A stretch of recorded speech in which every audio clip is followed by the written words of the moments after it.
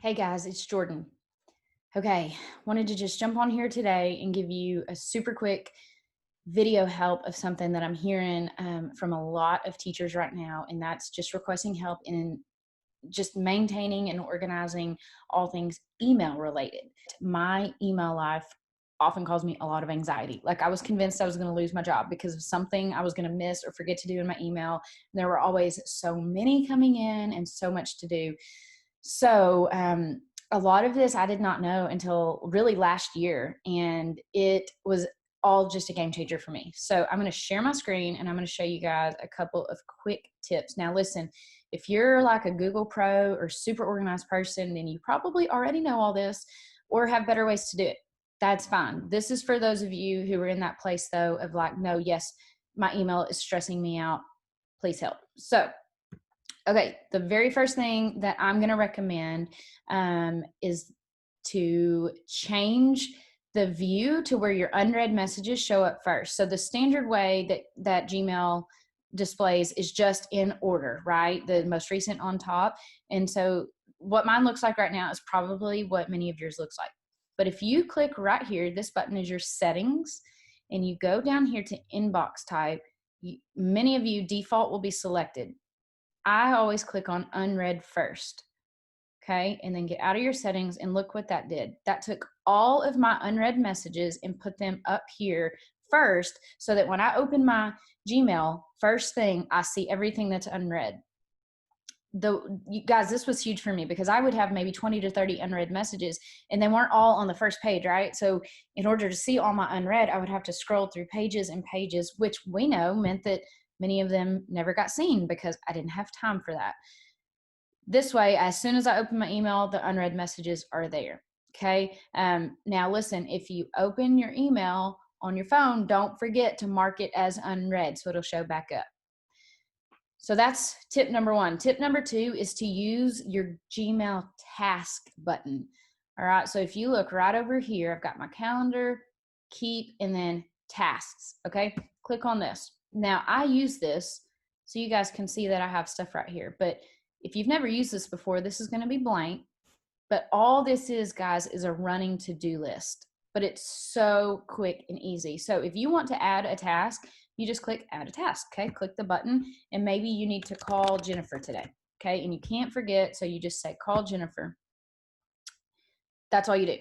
You just add it, and then as soon as you've called her, you've done that, you click the plus sign or the check mark, and it takes it off of your list. Okay, so I use this like crazy because, and when I was in the classroom, I mean, as soon as I was at school at 7 in the morning, the first thing I did was pull up my email, and my email was up all day long. So it was a super convenient place to keep my running to-do list. I opened my email at home or wherever I was, and I would have it there. Another thing I love about Task, and this is kind of tip number three, is you can add an email to your task list directly from that email. So what I mean is this: let's say that I'm reading this email and there is an open Zoom. Miss Marilyn needs me to go in and add my edit to the document that we're working on. Okay, and I know that I need to do that today, maybe not right now, but I need to add that to my to-do list for today.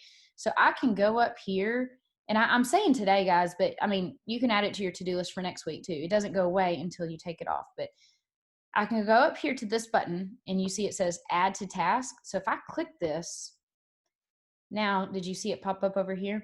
It's on my to-do list. So now not only is it an email that she sent me, but I've added it to my to-do list because if you're like me and you read the email from Miss Marilyn, who is my boss, then it's like, okay, yeah, I need to do that. And then something comes up, right? And I forget to do it right then. Well, now it's on my to-do list. So as soon as I open that, I can see, yep, I need to do the open Zoom assignment she sent me. But also, if you click down here where it has the email image, then it'll open that email directly back up. So I can open the document or whatever the email was you need, it'll open it. So, and I'm done with that. So I can do that and I can delete that message. Go back to my inbox. Okay. Another thing I love is the snooze option in email.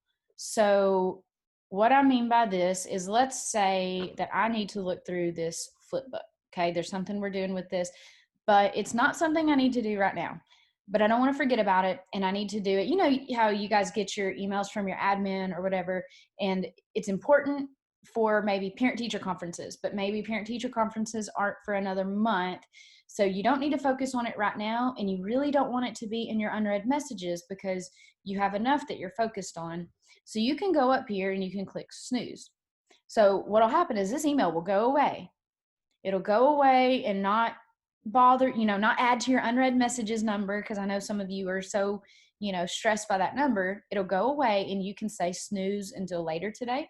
So maybe it's something you just don't need to see while you're at school, and it's like, let that come back up when I get home. Or maybe it's next week. So if I click on next week, that email is no longer part of my unread messages. Okay, it's gone.